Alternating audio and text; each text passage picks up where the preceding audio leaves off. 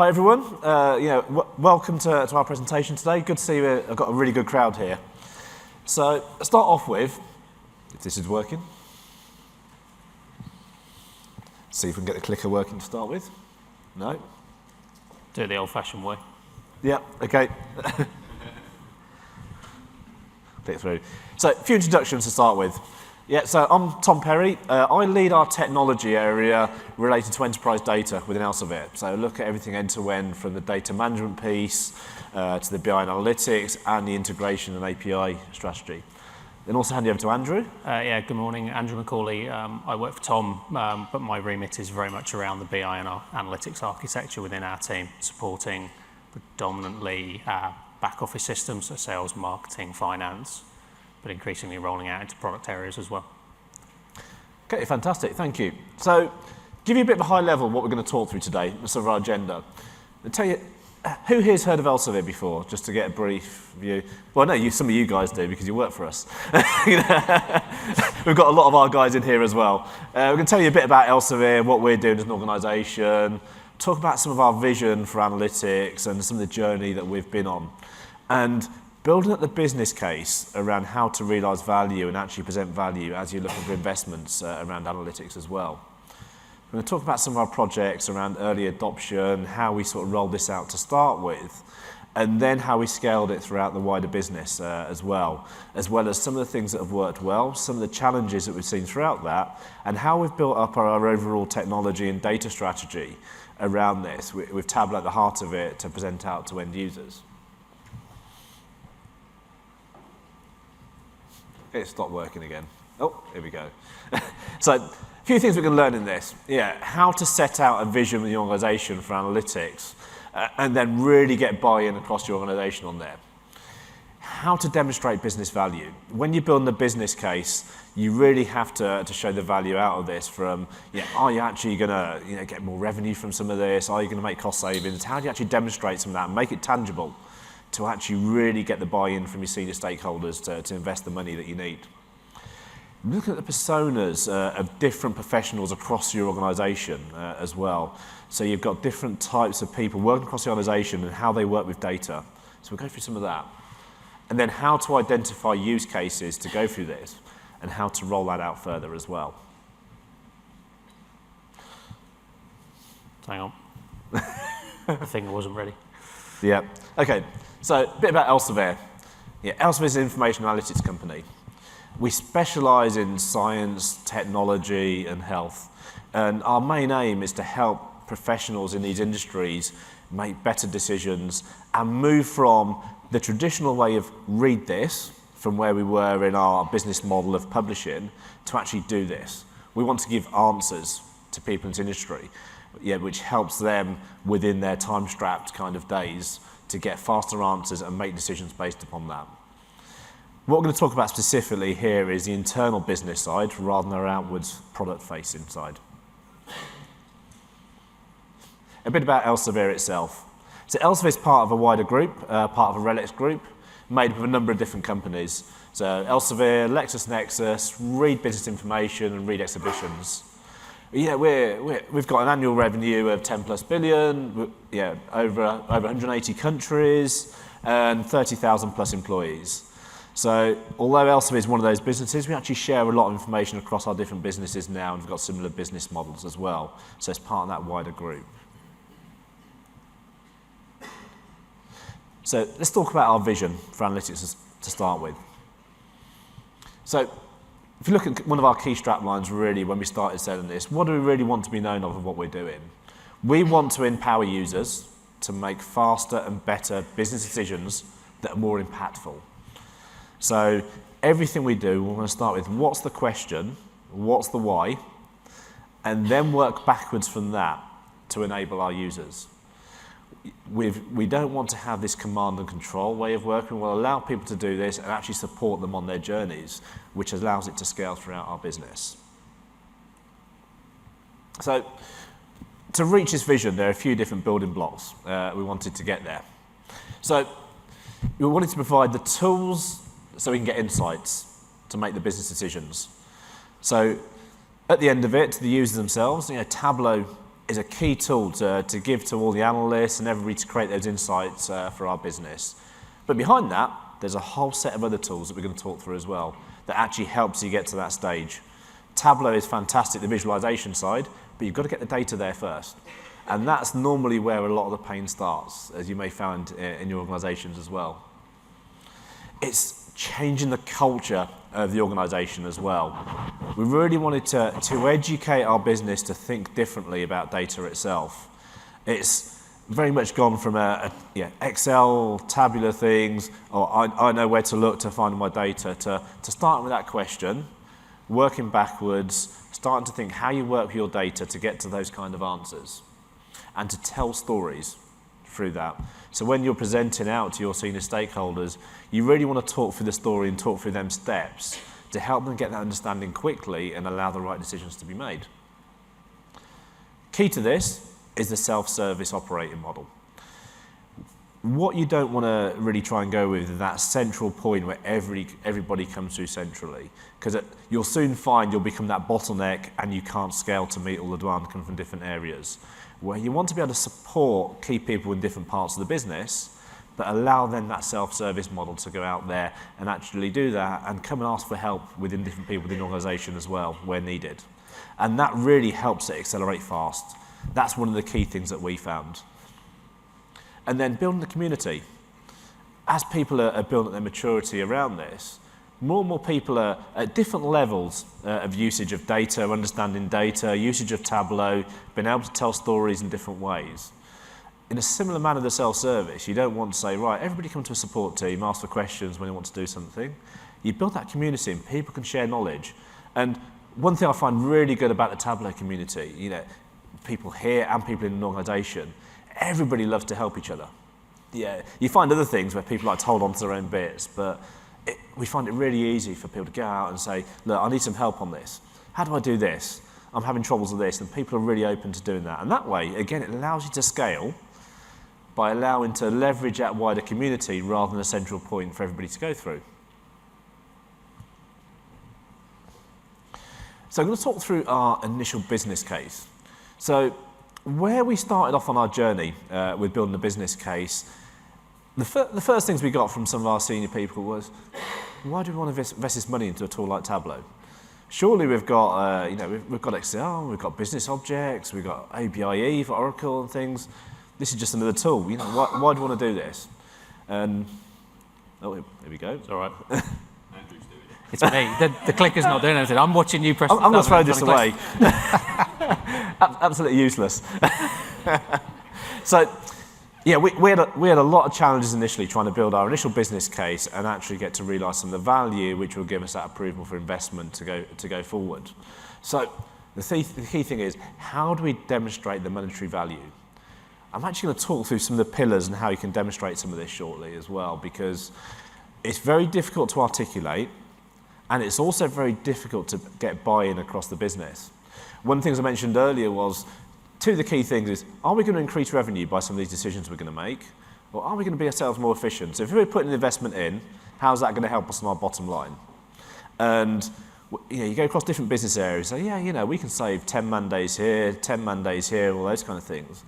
But then say, okay then, so if you're going to lose that, do you actually bring down heads? Does that make yourself more efficient? It's like, oh no, definitely not. And then it comes to, well, if we're going to do this, where are we actually really making that difference? And this is where we're talking about commitments. Everybody wants to do this and everybody's excited.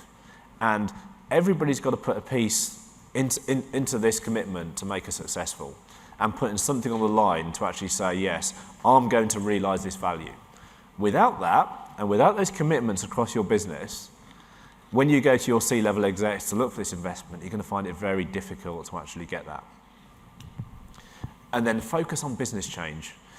Initially, we looked at this as a tool. Tableau will really help you get better, visualise data, and there's a key theme coming across because the way we organised at this time within Elsevier, there wasn't really a business unit aligned to this, which we've set up early on this journey. So it's seen as a technology project.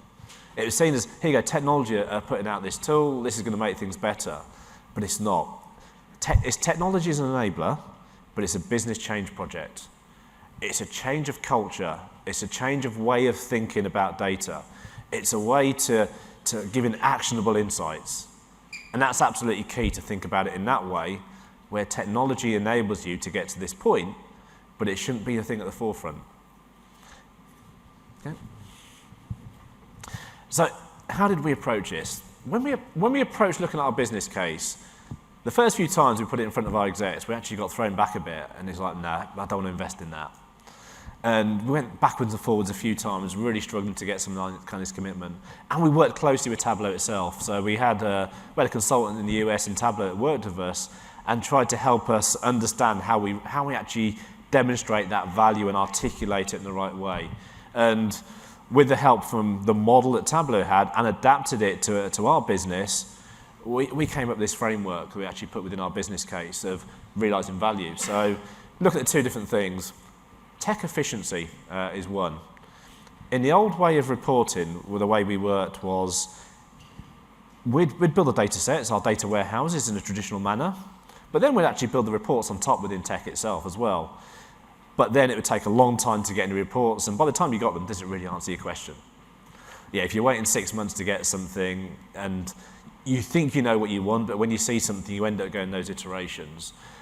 By changing that model, the tech part of this is actually to enable the data sets and provide availability of data, but then the business users themselves can actually access that data, create the visualizations and iterate those themselves, which allows you to speed it there.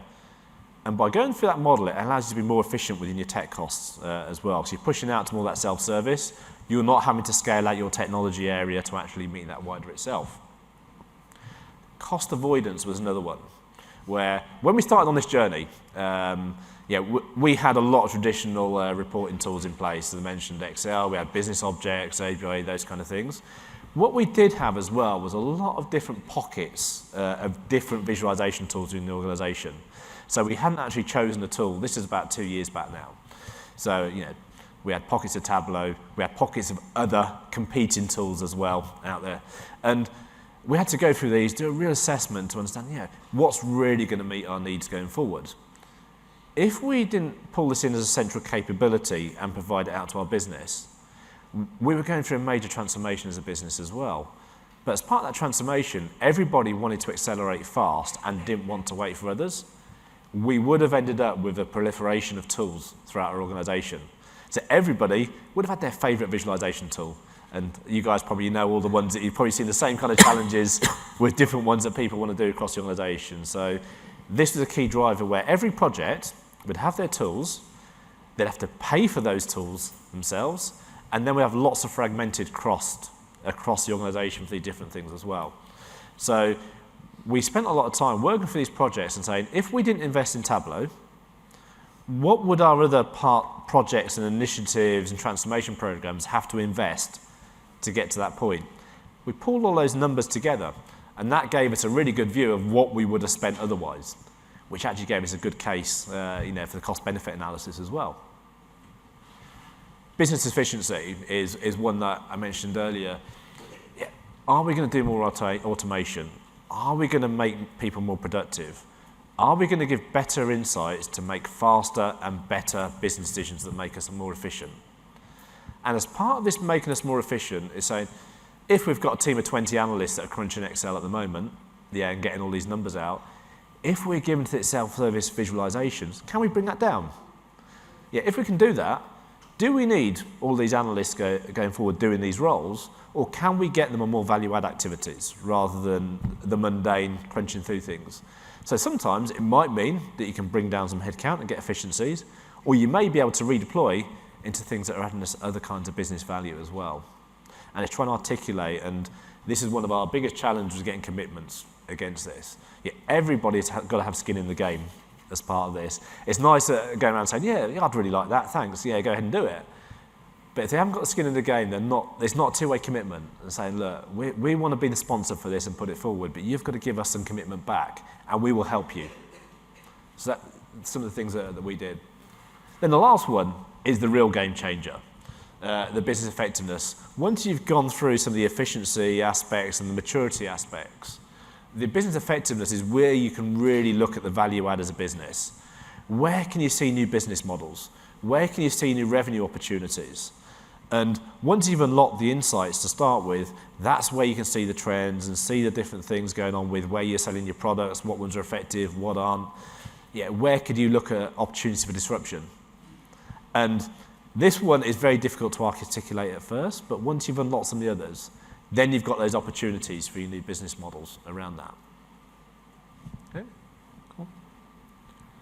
Then quantifying some of these benefits. So once we've looked at these kind of pillars and the framework to do this, yeah, so we avoided cost on multiple projects. Yeah, we could say within the next couple of years, we've saved about $1 million based on the other projects, which was after our investment of Tableau. So this is what we would have saved, what we would have spent otherwise, which spoke for itself. Productivity optimization, we could say up to 1.2 million per year, and that's a very conservative estimate. What we did do, we went out to the business and said, right, how much time are you spending on creating all these reports and everything at the moment? And we looked at that, we looked at the kind of cost of people as well, and we said, if we take that number, and we actually took a conservative estimate, I think it was around 20% of that number, and said, based upon 20% of that number, which is very conservative, we could save about 1.2 million a year. You know, there's opportunity for a hell of a lot more, but we also don't want to be too optimistic and try and give something that's going to be very difficult to achieve. So we're very clear, look, there's opportunities for a lot more, but this is the minimum we're going to get commitments for. Yeah, we wanted to demonstrate that cost avoidance for other transformation projects, and reducing some of the technology resource around that as well. So we've got a lot of people creating reports in the background as well. That moves out to our business areas. And we can optimize our technology people and help them become more of a consultancy, professional services, working with different areas of the business and helping raise maturity as well. And then we also gave some real challenges to the business to look at the opportunities for extra value across the business models. So we're saying, look, we're not going to commit you against this now, but we want to get you thinking differently about what you could do. By enabling this, what opportunities could you have? And once people start thinking about that, then it's not something that's going to give you a gain straight away, but it allows that thinking to start. And as you're going through that maturity model, then you can see those different opportunities by the data that you're seeing. Cool. Yeah, I think it's worth pointing out one of the things on here that was really useful is Tableau themselves actually gave us a questionnaire that we socialized with a lot of our key stakeholders and allowed us to, again, using the tool and everything else, to visualize that back up. And as Tom said, it gave us some quite big numbers, which we'd probably have a hard time selling that. So let's take a kind of a more realistic number that we think we can deliver and hopefully kind of overachieve on. So that's kind of the number side of things. I'll hand you over to Andrew now. Yeah. So what does that really mean? You know, where did we start? What were we trying to do? So our initial pilot for this was actually Salesforce. So that was the key driver for us choosing to go down the Tableau route. We evaluated Wave, we evaluated Tableau, and came out and, came not only functionally richer, but also, if we can use Salesforce to get Tableau in, the additional value of actually it gives us a basis to go and talk to all the other business units who are chomping at the bit to do this. So what I'm going to do is spend a few minutes kind of walking you through that pilot, how we got that up and running, and then how we kind of launched off onto everything else. So the Salesforce reporting piece started end of 2017. This is an example of what was there originally. As Tom said, a lot of it was about business change. So all of our sales analytics was very tabular. It was all Oracle through and through. The Salesforce project itself, it was labeled the Salesforce modernization project because they were trying to drive all the business change within the sales domain. And what we were trying to do then is piggyback off that and say, well, if you're changing the way you do your sales processes, let's actually change and challenge the way you do your sales reporting and the insights you get from that. So we went, as it says here, a lot of it was legacy, heritage. Oracle was doing the right things, but it wasn't being used in the right way that was supporting the changes. There was a lot of manual off-system work going on. So we took it as a starting point to go, well, where do we want to take this? So, Tom, can you click on? Yep. So as you said, off the back of Salesforce, right, let's really understand what are you trying to do? We working with the guys at Slalom who we brought in for this. They went and actually spoke to the Salesforce themselves. They didn't just go and talk to the COE that are there today and say, what do you want? Because their first question on seeing Tableau was, can we have the Excel spreadsheet, please? Which I won a bet for that. So, but it was, what are you trying to do? What's important? What is it you need to do your job? And then let's work back from that. So what data do you need? Ironically, it wasn't all in Salesforce. Like most sales organizations, there were lots of different bits and pieces. But how do we bring all that together? How do we embed this within Salesforce itself? So all of this, as far as the sales team are concerned, this is just a set of dashboards within Salesforce itself. There's no concept of having to come out, log into Tableau separately. So it's seamless from their perspective. It was, how do we roll this out in a way that works? How do we make sure that when we drop this, people are there, they can use it, they're already keen to look and evolve rather than just, oh great, thanks for that, now what do I do? So we spent a lot of time building that training material, getting people up and running, and actually, focusing on just one or two initial use cases, getting those in, proving the value, and then kind of ramping up on the delivery. All of this now, though, as Tom said, this is not a technology deliverable. Other than us hosting the platform and sorting out the underlying data mart, all of the dashboard development now is done by the COE in our sales operations team. They're responsible for this. They build the extracts. They build the dashboards. They work with the team. Our role now is the server running? Is it secure? Is it up to date? So that was our starting point, and we went from initial implementation, as I said, end of 17, to this was up and running middle of last year. And that was our first kind of exercise. And while all that was going on, all the other business units in Elsevier were becoming aware of this and starting to talk to us and saying, hey guys, we either use Tableau already, and probably like a lot of yourselves, lots of pockets of desktop users around the place, lots of kind of using of Reader. We had some legacy implementations around that, but also other teams who are either on business objects or Oracle going, how do we get involved? How do we come and how do we join what's going on? So this just gives you an idea of the kind of the growth we went through last year and even beyond. So, I mean, this only starts kind of towards the back end of last year once we got up and running, really. But we have ramped up massively. We had to actually put in place an onboarding process. So one of the key things that we found out of this was never say no to people who come and talk to you. Get them into almost the process. Understand, what are you trying to do? How critical is it? How many people have you got? How mature are you already? How well do you understand Tableau? Because a lot of this was, we've got a small team that look after this. So if you've got a big team, a big business team who want to come on who've got no idea about Tableau, okay, we're going to need some support to help you guys. Whereas some of our kind of smaller teams are pretty tech savvy and we've just set them up and let them get on with it. So yeah, the onboarding was an interesting one, but I think there's some key stats down here. We actually have, it's actually gone up now. We've got 20 different sites on our server internally now. We've aligned them to the business units. So we have finance, we actually have 2 or 3 sales organizations on there, just because of the way it's set up. We have HR, we have finance, we have marketing, customer analytics. They're all on there. And again, one of the key things we were trying to drive with this was, whereas historically we'd said, well, each line of business has to have their own kind of solution, we were saying, well, we'll provide the underpinnings.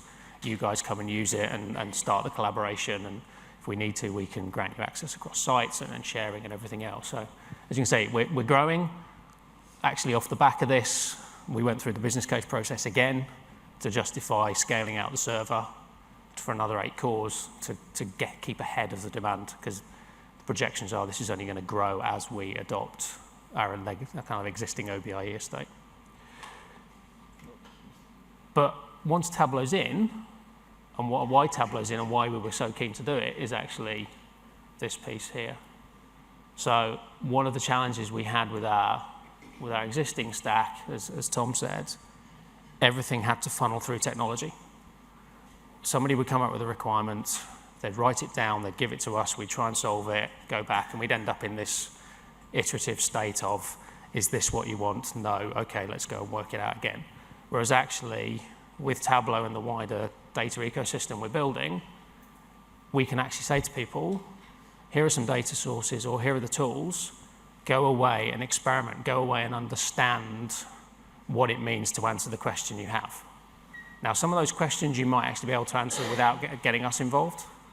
You know, if you're an explorer in Tableau and you've got a data source, you can do it yourself. If it's something more interesting, like some of our other projects that are going on at the moment that span across business units, actually go and understand what that looks like. The key to that is they either go, yes, I understand how to do this, therefore technology, can you build me one of these?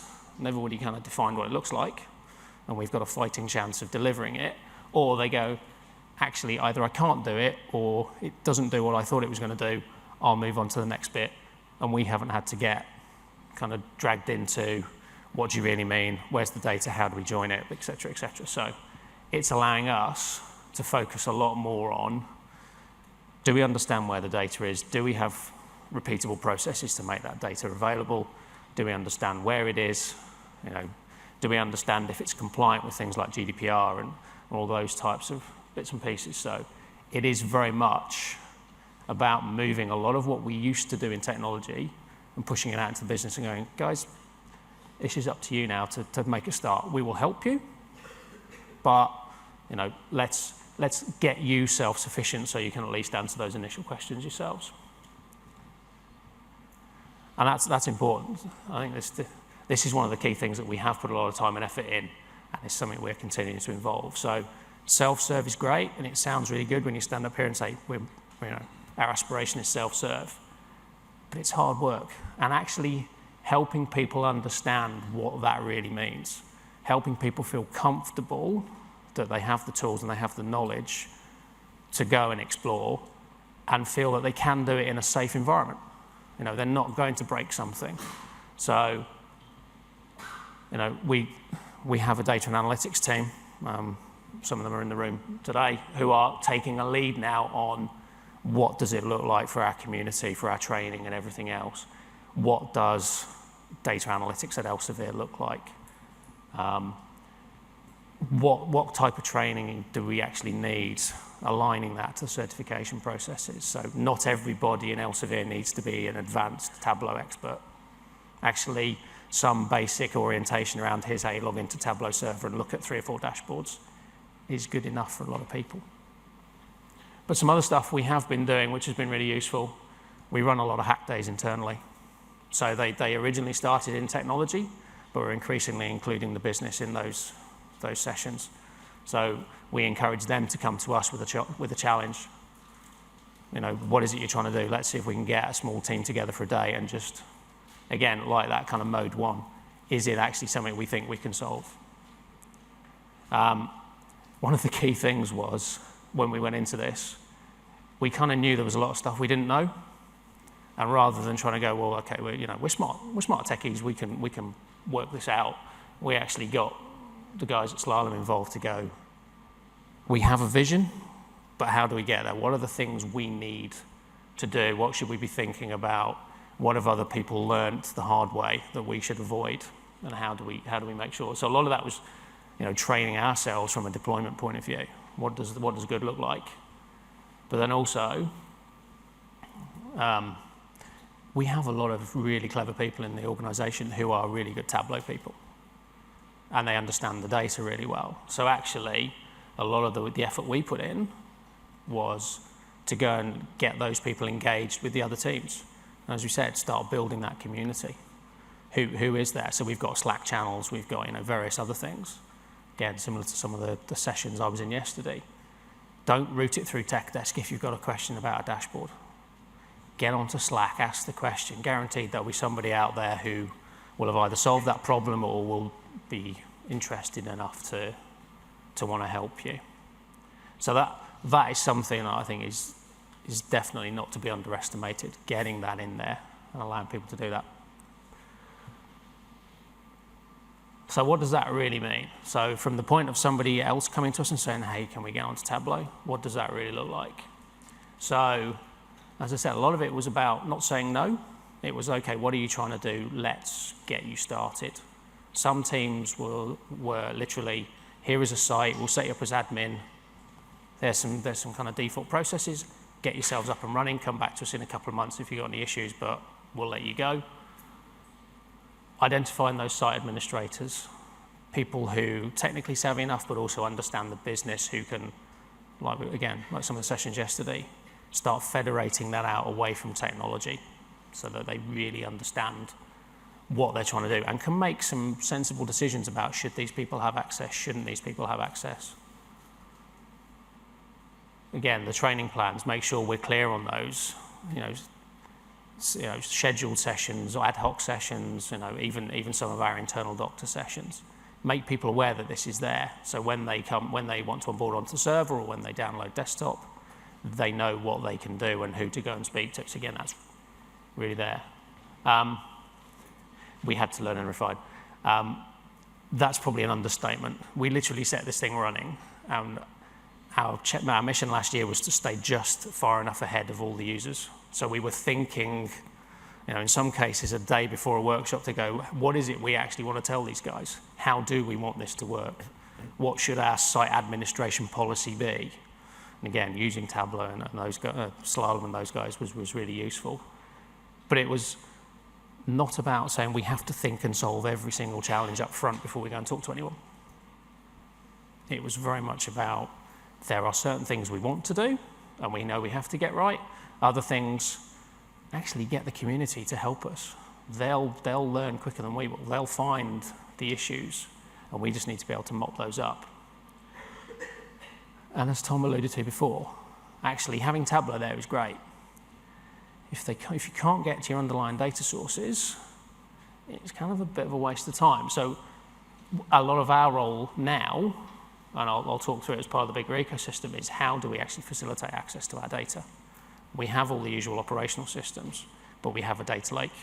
We have a lot of analytical databases.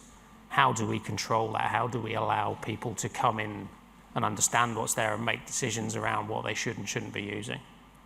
And that continues to be an ongoing challenge.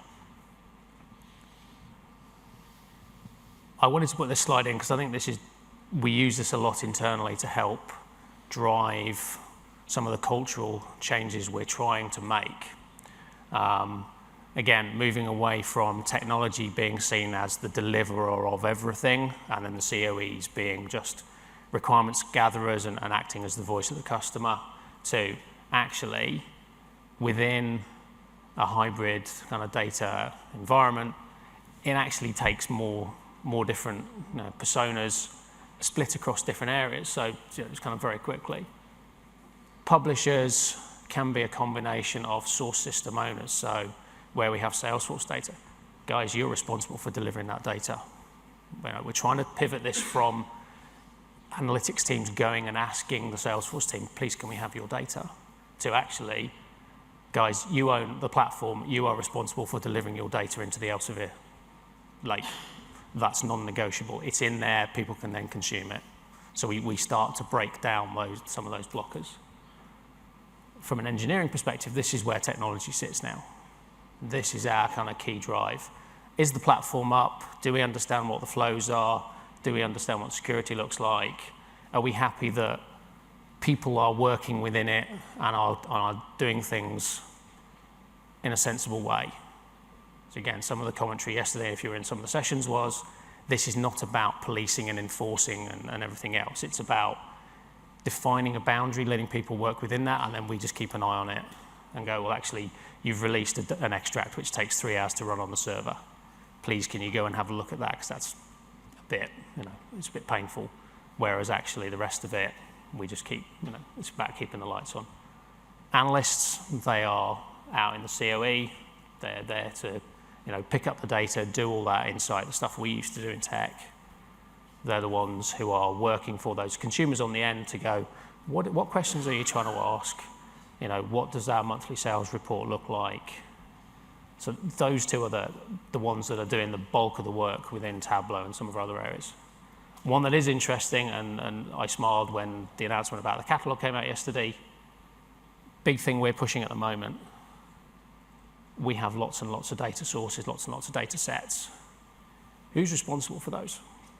If somebody has a question and they're building a dashboard on top of it, who can they go and talk to?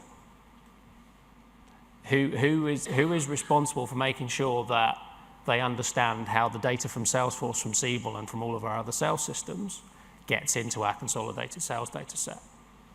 What are the metrics? All of that kind of interesting stuff. Historically, that used to lie with technology. And we'd kind of run around and go, well, we can unpick the ETL flows and tell you what the logic is, but actually we need somebody to own and sign off on that. So trying to break it out like this actually really helps people understand kind of where the roles and responsibilities lies. And we've talked about the tech stack a few times. So I think we wanted to put this up because, as we said, Tableau is there, and it is our, I don't want to kind of shop window on a lot of our systems. But as you can see, we've got quite a varied ecosystem. We have catalogs, we have APIs, we have ETL tools. We're increasingly making use of data analytics. So we have NIME that does a lot of our data prep. We use Python. A lot of our data science community uses Databricks.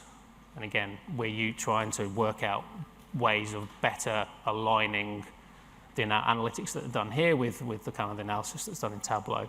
And on the other side, yes, we have a data lake that's predominantly based around S3. We've also got relational. We've also got some Redshift in there. And we're just embarking on our journey with Snowflake to understand how that drives us forward.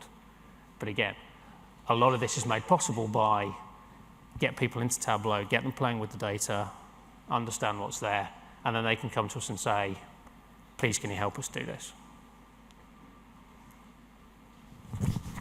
So just quickly to give you an idea of where we are. So as I said, we started with Tableau Server, fairly simple, single 8-core instance. We're in the process of scaling to 16 at the moment. We have federated out, or delegated out, depending on your frame of mind, ownership of all those sites. So finance, there's a team over in there, they deal with all the administration, they deal with all the theory, the tickets and the questions that come out of the content in their space. One of the things we learned very quickly is you can talk about having a standard site structure with, default kind of projects and data sources and everything else. But actually, all of our business units work differently. So the way sales want to structure their data is completely different to finance, completely different to marketing. So a lot of this, we've come up with a kind of a top level of, these are the things we want you to think about, and we will help you understand what that looks like at your level, but we're not trying to drive conformity in those areas. It doesn't make sense. Providing the security and the controls are set up properly, this is more just about making it easy for those business users to find and consume the content. Over 200 desktop users. It kind of fluctuates a little bit. We've put a lot of effort into aligning the versions that are available on our intranet that people can just go and request and download and go through our software licensing process so that it's all consistent. When we started, I think we got caught out by, don't worry, we'll look after all the licensing for desktop. We very quickly worked out a way to get that back into our software asset management team and go, guys, you know how to do this. Please take it back from us. But we work very closely with them to make sure that we understand what's going on. The key point here, I think, that's technology. We look after that, we pay for that. The business pay for the desktop licenses. We were very clear, we're not going to fund those centrally. If you want a desktop license, you justify it within your business team, off you go. You can use that for free, that's fine, we'll sync that. But again, it helps drive, as Tom was saying, some of the value conversations around. We had some teams go, we want 20 desktop licenses. Why? Well, we all need to look at dashboards. You probably want one for somebody to create them, and the other 19 can go on there. So again, we can challenge that. Our ambition is to get rid of Reader by the end of the year. We still have it in certain areas, and the more we go digging, the more we find, and the more we get scared. We have a number, we have some quite clever applications where people generate Tableau workbooks and share them out via Reader, via email, and there's some quite scary stuff that they put in there. They're big 1 or 2 gig files that they're putting out there. They allow salesmen to come in and say, generate me one of these and send me the output, and I'll look at it in Reader. Please, can we get you onto here? Make our lives a bit easier. So again, we're working quite hard to help move those guys across. And I think it's easy to talk through. What we wanted to do was just give you an idea of some of the use cases and some of the things that we now have and the variety. So we've talked about the Salesforce piece. That's in there. That's supporting our sales divisions. We're in a process at the moment of rolling out a CFO dashboard suite. So we're working closely. Again, we've kind of got the team from Slalom in helping with that. Again, moving away from 300-page monthly operational reports, which are just endless spreadsheets, to actually what's important. What are the key metrics you want to drive? How does that behave? How do you then drill down and understand that? We've got HR data in Tableau now. So we've put it in. The reason it's restricted, the actual use case was, can we put it in server so we can lock it down and not share it via Reader, please? So we're in there. We've got quite a complex security model, but it means our executive team can see the data and we can control it based on geography or line of business. That's been probably one of the more challenging ones to deal with. We talked about business objects at the start. We used to have the business object segmentation tool. We've actually replaced that now with the Tableau dashboard. So this allows us to build segmentation data sets within Tableau, and then we export them out the back end and put them into Adobe Campaign.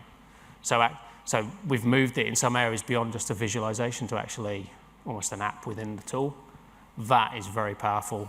It allowed us to get rid of business objects, which was one of our objectives for last year. Journals, understanding supplier management, again, different ways of displaying it. We produce content, but we have a lot of third parties who do it for us. So again, understanding how well they're performing is actually quite useful for us. And then one of the key things that we wanted to push through was we wanted to use Tableau internally. How well are we doing across our delivery projects? Can we actually understand, we follow an agile methodology. What's our sprint velocity? How many defects? How many? So we have this ability now to roll out across all of our projects within Jira and all of the various bits and pieces. So as you see, it's quite varied, and it continues to evolve. So as I said, last year we went from 0 to kind of flat out very quickly. And one of the things we did at the back end of last year was we actually got all of the community together and said, let's just stop for an hour and let's just understand where we've got to, where we've come from, and can you stop beating us up? Because where we've come from and where we are now, the stuff you're asking for is great. Can you at least let us catch up a little bit? So we kind of put together a little kind of tongue-in-cheek school report, Tableau, the new kid on the block, getting a lot of people up and running, rolling it out, very enthusiastic, always keen to please, but needs to kind of slow down, settle down, and focus. So, we acknowledged there was some stuff we hadn't done. The comms wasn't great, stability. We started on Windows. We've moved to Linux since, so that was a massive help there. The operating model and the training we said was something that we learned as we went, and we were going to continue to evolve that. And now we've got our data and analytics organization helping us drive that through. And again, a lot of the feedback was, guys, where's my license? It's up for renewal. Who owns that, etc. So again, kind of being quite open and saying, look, we've moved a long way, but there are things that we need to focus on. So, you want to go? Yeah, I'll cover this off. So to finish off, just wanted to recap on some of the key learnings from what we've gone through. As we went on our journey, some of the things that we found was adoption will grow fast. You've got to embrace it and support people with that adoption rather than trying to hold them back. Otherwise, you'll get your shadow shadow tools, shadow processes around that as well. You won't get everything defined up front. If you try and do that, you'll actually slow down the process and you won't get it right anyway. It's do enough to get going, and as Andrew was mentioning, learn as you go and refine, and that learning never stops. As things evolve, it'll always continue on as well. Allowing the distributed ownership across the business rather than the central team controlling and commanding everything, that will allow you to scale and give the freedom with enough control to make sure that we can do things in the right kind of way as well. Business change is absolutely critical, yeah, and it's the most challenging part of getting people thinking differently around data analytics. If you concentrate on just rolling out tools and rolling out reports, you won't be successful. You'll get what you've got now, just looks slightly better. So really think about how you change that culture and way of thinking. And then the biggest thing we find along this journey as well is data access and ownership. As we've building out our data lake and our accessibility to data sets, we're still not there yet. We've got a lot in there, and we're still learning and building out a lot, but one of the key challenges is getting that central availability of data within the lake itself, allowing that access and making it easy to understand and consume. Because sometimes you do get a lot of people that will put data sets out there, but nobody can understand it, and then you've still got a big bottleneck of the people that understand it who need to be in the middle of everything. So that's what we've got to go through today. So, thank you for listening. If any questions, feel free.